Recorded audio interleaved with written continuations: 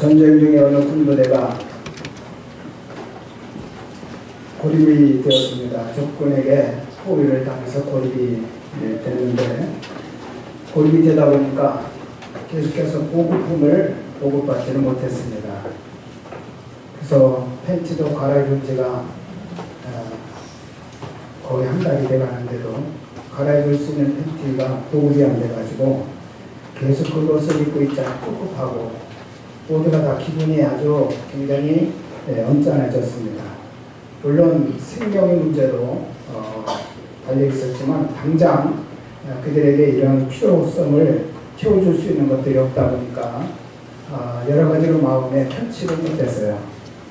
이것을 보고 있던 부대장이 고민을 하다가 그가 한 번은 부대원을 다 소집을 해놓고 이렇게 얘기를 했습니다. 우리에게 두 가지 소식이 있다. 하나는 기쁜 소식이고 하나는 나쁜 소식인데 너희들 어떤 소식부터 듣기를 원하느냐 그랬더니 모두가 다 기쁜 소식이요 그랬어요. 그럼 좋다. 내가 이제부터 너희들에게 두 가지 소식, 먼저 기쁜 소식을 전할 것이고 그 다음에 나쁜 소식을 전해줄 것이다. 그러면서 첫 번째 기쁜 소식은 우리에게 보급품이 왔다는 거다 했어요. 그랬더니 와 하고 소리 지르면서 모두가 다 좋아했습니다. 두 번째 나쁜 소식, 너희들 바지를 다 내려라. 그러더니 그 다음에 옆에 있는 사람과 팬티를 다 바꿔 입어라. 다 바꿔 입었는데 자기에게는 초기잖아요. 새로운 거. 그래서 보급품이 온 거예요. 자, 오늘 저는 여러분에게 먼저는 기쁜 소식, 그 다음에 여러분에게 부담되는 말씀을 드리려고 합니다. 그러나 이 모든 말씀 속에서도 여러분이 믿음으로 받아들이시기를 바랍니다. 하나 먼저 기쁜 소식은 불토심리가 통과가 되어서 지난 금요일 날 목요일에 불토심리가 통과가 되고 그리고 금요일 날 그죠? 착공계를 집수를 해놓은 상태입니다. 착공계는 늦으면 일주일, 빠르면 3일이면 사인이 돼서 결제가 돼서 착공계만 사인이 나면 이제 본격적으로 우리가 공사를 진행하는 그런 작업이 시도될 수 있어서 이번 주에는 우리가 이제는 본격적인 공사를 시작할 수 있는 그런 시간으로 하나님께서 우리에게 귀한 은혜를 주셨습니다. 감사드립니다. 오늘 말씀을 보면 이스라엘 백성들이 광야에서 사막에서 아무것도 없는 그런 상태에서 하나님께서 성막을 지어라 라고 하는 그런 명령을 받은 그 상황을 이들이 어떻게 받아들였는가 라는 것을 우리에게 보여주고 있습니다. 여러분이 가끔 세계 건축물들에 대해서 얘기할 때 세계 7대 불가사의라고 하는 그런 말들을 우리가 자주 합니다. 보통 지금까지 우리가 거론하고 있는 세계 7대 불가사의 건축물은 이집트의 피라미드, 바벨론의 공중정원, 아테네의 파르테논 신전, 에베소의 아데미 신전, 알렉산드리아에 있는 파로스 등대, 로마의 원형극장, 중국의 만리장성 이런 것들을 주로 거론하고 있는데 지금은 이제 여러 사람의 보는 눈과 생각이 다르기 때문에 어떤 사람은 그 중에서 다른 것을 빼고 브라질 리우데자네이루의 예수상, 또 인도 왕비의 무덤인 타지마할, 그리고 요르단의 바위 도시 페트라 이런 것들을 또 대신 넣어서 세계 7대 불가사이다 이렇게 표현하기도 합니다. 아무튼 이런 우리가 불가사의 건축물이라고 얘기하는 그 건축물들의 대부분의 의도는 우리 사람의 위대성을 남기고자 하는 그런 목적들이 대부분이었습니다. 그리고 우리가 그런 건축물뿐만 아니라 우리의 삶을 위해서는 여러 가지 많은 건물들이 필요한데 그것은 인간의 필요에 따라서 때로는 식당도 필요하고 옷가게도 필요하고 미용실도 필요하고 슈퍼마켓도 필요하고 학교나 또 관청, 영화관, 목욕탕 이런 많은 우리 인간의 필요에 따라서 수없이 많은 건물들을 우리는 짓고 또 그것을 사용하고 있습니다. 근데 이 칠대 불가사의나 또 우리의 필요에 의해서 세워지는 이런 모든 건물들은 대부분 인간을 위한 것, 인간 중심의 건물이라는 하나의 규정이 되어져 있어요. 그러나 그런 건축물보다도 더 대단한 건축물이 있었습니다. 즉 솔로몬이 건축한 하나님의 성전입니다. 이 세상에서 가장 위대한 일이 있다면 그것은 바로 하나님의 성전을 건축하는 일이라고 말할 수 있을 만큼 솔로몬은 그 성전을 건축하면서부터 일약 세계적인 인물이 되었다는 거죠. 솔로몬은 세상 인물 자체를 보면 모세나 다윗에 견줄 수가 없는 사람이에요. 모세는 애굽에서 10가지 기적을 일으키면서 수백만의 이스라엘 백성들을 해방시켰고 또 아무것도 없는 광야 사막길을 40년 동안 무탈하게 이끌어서 가나안에 들어갈 수 있도록 인도하는 위대한 리더였습니다. 또 그의 아버지 다윗은 철저한 신앙으로 수많은 전쟁을 승리하면서 나라를 견고하게 세우고 나라를 가장 크게 확장시켜 놓았던 그런 인물이었습니다. 영웅으로 지금까지도 이스라엘에서는 추앙을 받고 있는 존재죠. 그럼에도 불구하고 하나님으로부터 가장 많은 사랑을 받은 사람, 그리고 하나님의 영화를 한 몸에 누린 사람, 그 사람은 모세도 아니고 다윗도 아니고 바로 솔로몬이었다는 거예요. 왜 그렇습니까? 그 이유는 단 한 가지, 솔로몬을 통해서 하나님이 하나님의 집을 지었기 때문이다 라고 그 한 가지였습니다. 솔로몬이 40년 동안 나라를 통치했지만 그가 남긴 업적은 그렇게 많지 않아요. 성전 지었다는 그 업적 하나, 그리고 그가 지혜로운 글을 많이 남겼다는 그것 하나, 그것뿐이지 그가 다른 역사 속에 정말 많은 사람들이 놀랄 만한 그런 큰일을 했다고 하는 것이 없습니다. 그럼에도 불구하고 많은 사람들은 솔로몬 하면 모르는 사람이 없을 만큼 그는 유명한 사람이 된 거죠. 여러분, 솔로몬의 성전이 크고 화려했기 때문일까요? 아닙니다. 솔로몬의 성전의 크기나 화려함으로 따진다면 에베소의 아데미스 신전을 따라갈 수가 없고 아테네 파르테논 신전보다 훨씬 작고 또 이집트의 피라미드과는 도저히 견줄 수 없는 그런 건물이었습니다. 그런데 하나님은 솔로몬의 작은 그 성전을 오히려 인정하시고 축복하셨다는 거예요. 하나님으로부터 인정받은 건물은 오직 이 건물 하나였습니다. 하나님을 예배하고 하나님의 임재를 경험하는 하나님의 집이었기 때문에 그렇다는 것입니다. 여러분, 인간은 식당이나 학교나 회사나 또 주택에서 여러 가지 많은 것들을 우리는 채워나갑니다. 그러나 그것으로도 해결할 수 없는 궁극적인 우리 인간의 안고 있는 문제가 있음을 우리는 잘 압니다. 인간이 해결받아야 될 궁극적인 문제는 바로 삶과 죽음의 문제고 죄의 문제고 영생의 문제입니다. 이것이 인간에게 가장 중요한 문제인데 이 죄와 죽음과 사후의 문제는 이 세상에 아무리 잘 지은 건물 어느 곳을 가도 해결받을 수 없다는 거죠. 오직 한 곳, 하나님이 지정해 주신 오직 한 곳, 그것은 바로 성전이고 오늘의 교회입니다.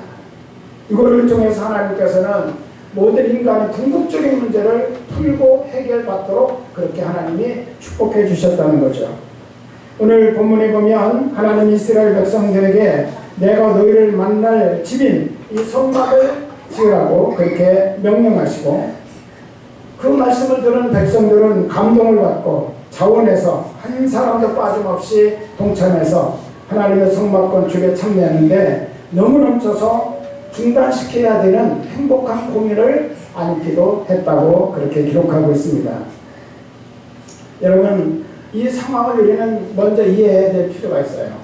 하나님께서 태양은 뜨겁고 먹을 것이나 마실 물도 없는 광야 사막에서 자기 몸 하나 추스르기도 어려운 그런 상황 속에 있는 이스라엘 백성들에게 성막을 지으라고 그렇게 명령을 내리셨다는 거죠. 우리가 볼 때는 상당히 무리한 명령이라고 볼 수 있습니다. 아마도 마음속에 이 명령을 받은 이스라엘 백성들 가운데서도 많은 사람들이 아마 부정적인 생각들을 할 수 있었다고 저는 가정합니다. 성전이 아무리 중요하다 할지라도 나중에 가나안에 들어가서 생활이 안정된 그때 지어도 늦지 않은데 뭐 그렇게 성급하게 할 필요가 있겠느냐. 무엇이 그렇게 급해서 이런 상황에서 성전을 지으라고 말씀하시느냐. 이 광야 어디서 자재를 구할 수 있다고 성막을 지으라고 하시느냐. 이 광야에서 성전이나 짓고 앉아있다가 어느 세월에 우리가 가나안에 들어갈 수 있겠느냐. 이런 여러 가지 인간의 불신과 부정적인 생각들이 이스라엘 백성들에게도 많이 있었을 거라고 봅니다. 하나님을 모르셨을까요? 하나님 그들의 마음을 다 읽으셨어요. 그런데도 불구하고 하나님은 그들의 마음에 양보하지 아니하시고 지금 여기서 바로 그 성막을 지으라고 말씀하셨습니다. 성전은 너희가 당장 밥 먹고 잠자는 것보다도 더 중요한 것이라고 그렇게 말씀하신 거죠. 그래서 고달픈 여행길의 백성들에게 지금 당장 이 광야에서 성전을 지으라고 명령하신 것입니다. 아쉬운 소리로 부탁하지도 않았습니다. 미안해하면서 말씀하신 것도 아닙니다. 당당하게 명령으로 하셨어요. 명령으로.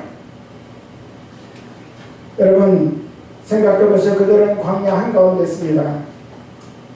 그곳에 나가서 여러분 30분 이상만 서 있으면요 금방 일사병이 걸려서 다 쓰러져요. 그런 아주 혹독한 사막의 환경 속에서 자기 몸 하나 추스리고 이 사막을 여행하는 것도 참 견디기 어렵고 힘든 그런 조건이었습니다. 거기에다가 나무 한 그루 물 한 통 구할 수가 없는 곳에서 하나님은 성막을 지으라고 말씀하십니다. 이스라엘 백성들은 아무리 사방을 둘러봐도 성전을 지을 재료를 구할 방법이 없었습니다. 근데 왜 하나님이 이런 곳에서 성막을 지으라고 하셨나?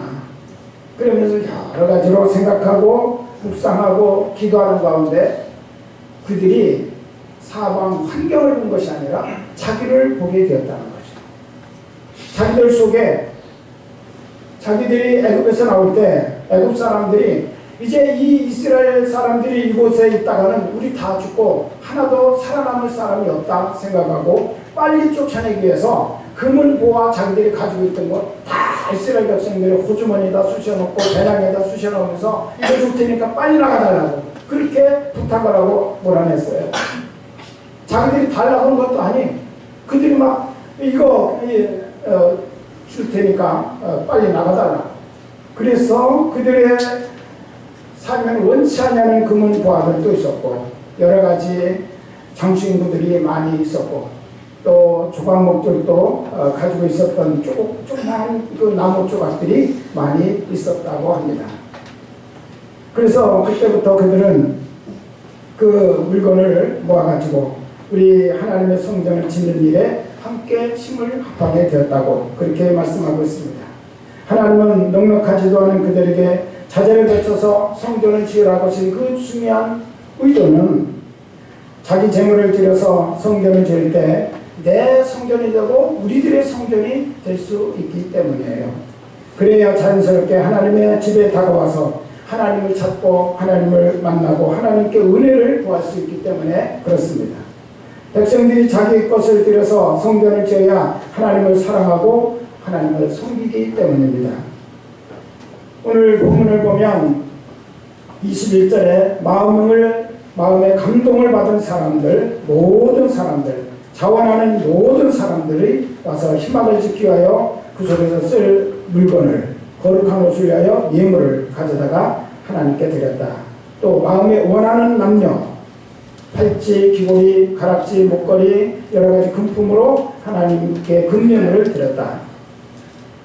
그의 여러 가지 예물들을 통해서 하나님의 성막을 지을 수 있는 모든 재료들을 다 그들이 드렸다고 합니다. 24절 끝부분에 보면 조각목이 있는 모든 자도 가져왔다. 또 모든 여인들 25절에 보니까 마음이 슬기로운 모든 여인은 손수 실을 빼고 뺀 정색자색 홍색실과 가는 글씨를 가져왔다. 26절 마음에 감동받아 슬기로운 모든 여인은 염소돌로 실을 뽑아서 그것을 가져왔다. 또 27절 모든 족장 빠짐없이 후마노, 에봇, 흉패에 물릴 보석을 가져왔다. 29절 마음에 차오르는 남녀는 누구나 여호와께서 모세의 손을 빌어 명령하신 모든 것을 만들기 위하여 물품을 드렸는데 이것이 이스라엘 자손이 여호와께 자원하여 드린 예물이었다 라고 그렇게 말씀합니다. 할렐루야. 여러분, 이들이 처음에 받을 때는 무겁게 받았습니다. 하나님의 명령 앞에 정말 이거는 부당한, 너무나 우리 현실과 상황을 무시한 그런 말씀이다 생각을 하고 부정적인 생각들을 가졌지만, 나중에 왜 하나님이 그럼에도 불구하고 이 상황을 너무나 잘 아신 하나님이 이 명령을 하셨는지를 생각하고 묵상하고 기도하는 가운데 그들은 바로 우리 한 사람 한 사람이 다 작은 것으로 참여하게 될 때 하나님의 역사가 이루어진다는 사실을 깨닫게 된 것입니다.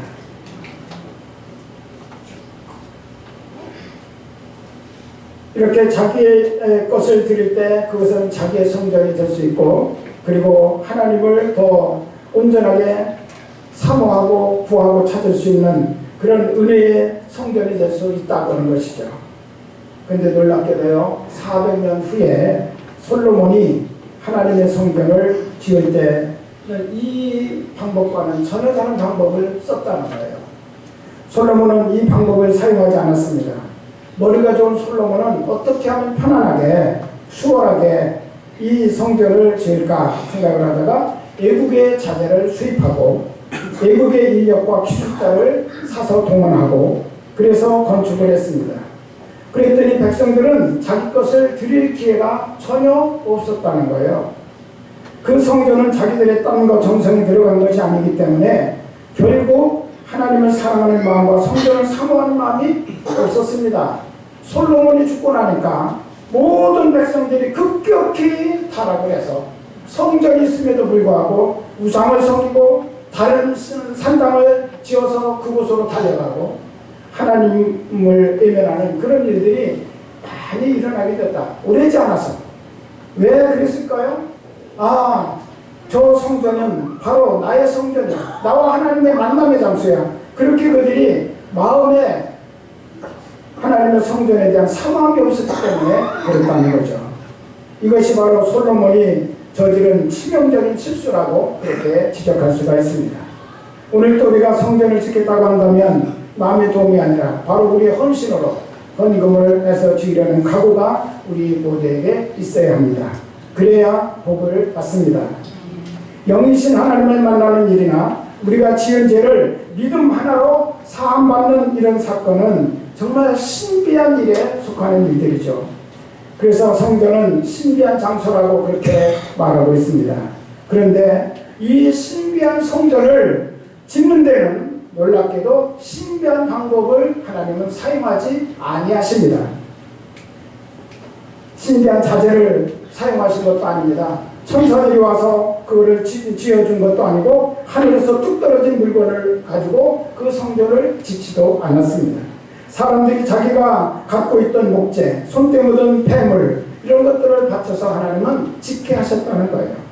사람들이 사용하던 물건들을 바쳐서 지은 건물에서 하나님은 죄인들을 만나주셨고 또 그들이 죄를 사하여 주셨고 그들에게 그와 그 자손들에게 복을 주셨다는 것입니다. 예수님은 5,000명을 먹이실 때 하늘에서 떡이 내려오게 하신 것이 아닙니다. 작은 소년 하나가 바친 보리떡 5개, 물고기 2마리를 가지고 하늘을 향하여 기도하신 다음에 5,000명을 먹이고 12광주리가 남는 역사를 이루셨습니다. 여러분, 우리가 할 수 있는 대로 최선을 다하여 순종하고 섬기면 우리가 감당할 수 없는 것은 하나님이 도와주신다는 사실을 믿으시기 바랍니다. 광야 이스라엘에게 너희가 가진 것으로 하나님의 성막을 지어라. 그러면 거기서 내가 너희를 만나 복 주시겠다고 우리 하나님이 그렇게 말씀하셨습니다. 최근에 나온 책 가운데 김동호 목사님이 지은 복음을 위한다면 지갑을 찢어라 라고는 아주 자극적인 그런 제목의 책이 있습니다. 복음을 위한다면 지갑을 찢어라. 그러면서 그 목사님께서 이 책의 제목을 그렇게 붙이게 된 이유를 설명을 했어요. 자기 교회 청년들이 아프리카 오지에 단기 선교를 다녀왔습니다. 그래서 그곳에서 사역 단기 선교하는 중에 그곳에 이제 선교사 한 분을 사귀게 되는데 그분이 안식년을 맞이해서 한국에 들어와가지고 김동호 목사님 사역하는 그 교회를 출석하면서 지내고 있었습니다. 그러다가 어느 날 이분이 목사님을 찾아와가지고 그곳에 있던 아이들, 많은 아이들이 말라리아로 지금 말라리아가 창궐해서 그 말라리아로 죽어가고 있다라고 얘기를 하고 마침 자기가 정성스럽게 돌보고 있던 아이 하나가 그 말라리아로 죽었다고 하는 슬픈 소식을 얘기하면서 그렇게 괴로워하더라는 거예요. 그래서 이 김 목사님이 그것을 보고 페이스북에다가 이 안타까운 소식을 올렸습니다. 그랬더니 수많은 젊은이들이 거기다가 막 댓글을 달았는데 그 댓글 가운데 이런 내용이 있었습니다. 속절없이 죽어가는 아프리카의 아이들을 생각할 때 가슴이 찢어지는 아픔이 있습니다. 이 댓글을 읽어가면서 먼저 우리 김 목사님께서 이런 생각이 들었답니다. 아무리 가슴이 찢어지면 뭐하냐.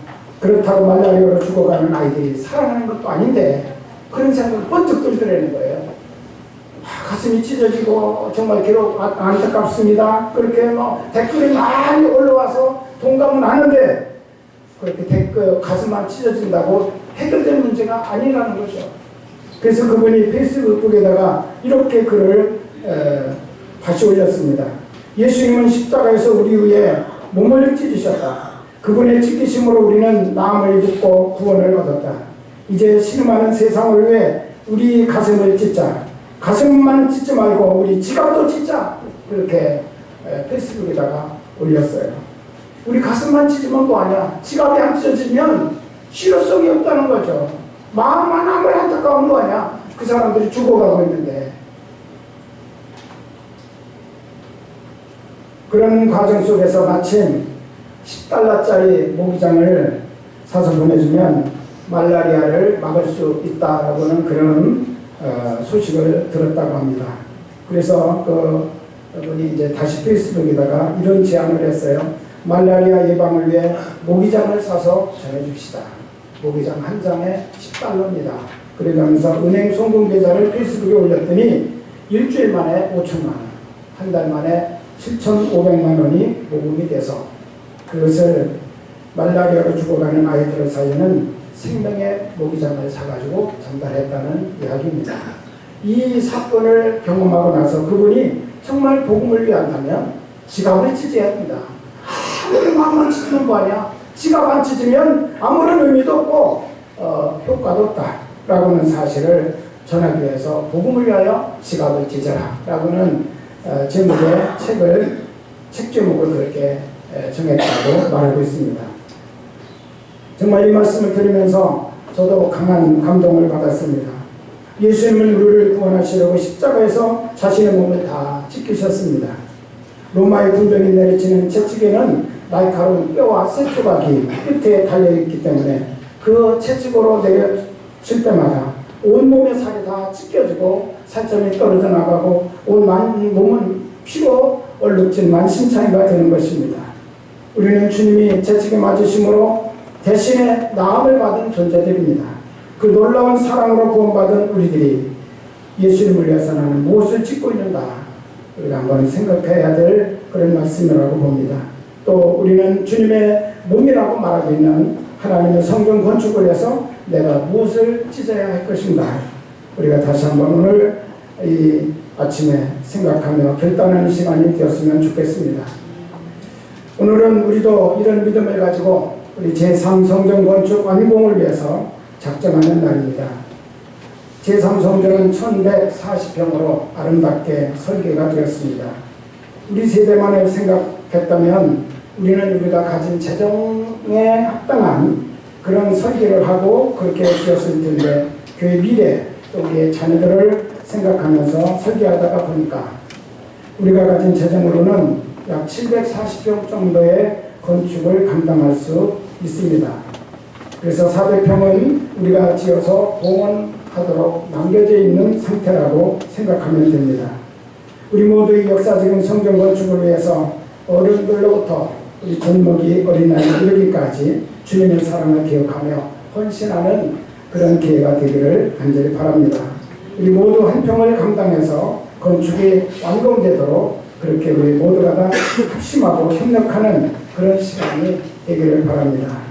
도저히 한 평을 감당할 수 없을 때는 내가 할 수 있는 분량대로 참여해 주시면 됩니다. 그러나 최선을 다합시다. 거기에는 마음이 찢겨지는 고통도 따라올 수 있지만 솔로몬의 성전을 지음으로 복받은 것을 기억하면서 우리 모두가 다 자원하여 감당하는 성도들이 되기를 바랍니다. 여러분 주보에 나눠드린 유인물을 한번 보시겠습니다. 제3성전 건축을 위한 작전을 지음하여 제목은 성전 건축 완공을 위한 마한평 운동입니다.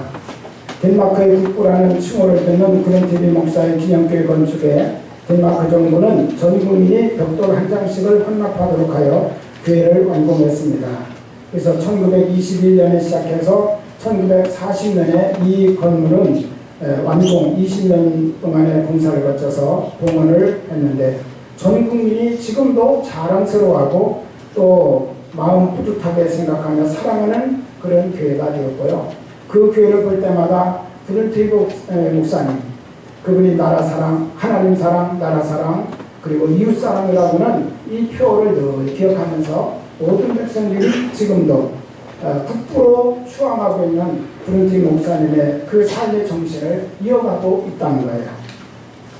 그래서 그 교회는 전 국민의 마음과 사랑이 담긴 교회가 되었습니다. 가난교회 제3성전은 1140평으로 아름답게 설계가 되었습니다. 그런데 우리가 가진 재정으로는 740평을 건축할 수 있습니다. 약 400평에 남는 부분을 건축하기 위해서는 성도 여러분의 적극적인 헌신과 동참이 필요합니다. 우리도 내가 한 평의 건축을 감당한다는 마음으로 헌신합시다. 경제적으로 힘들고 어려운 세상을 살고 있지만 한 번의 헌신을 통하여 역사 속에 길이 남을 자랑스러운 교회를 세웁시다. 모든 성도들의 적극적인 동참을 부탁드립니다. 그리고 밑에 보면 절치선이 있고요. 제3성전 건축을 위한 작정서라고 그렇게 되어져 있습니다. 거기 보면 저는 제3성전 건축이 하나님의 도움으로 형통하게 건축되기를 기도하며 몇 평의 성전 건축의 기쁨으로 동참하기를 원합니다. 그러면 평수를 기록하시면 됩니다. 그리고 봉헌자 이름을 쓰시고 사인을 해주시고요. 만약에 위의 것이 너무 부담되고 힘든 경우다 그렇게 생각한다면 기타를 보시면 위의 내용으로 작정해 주신 분은 금액으로 작정해 주시기를 바랍니다.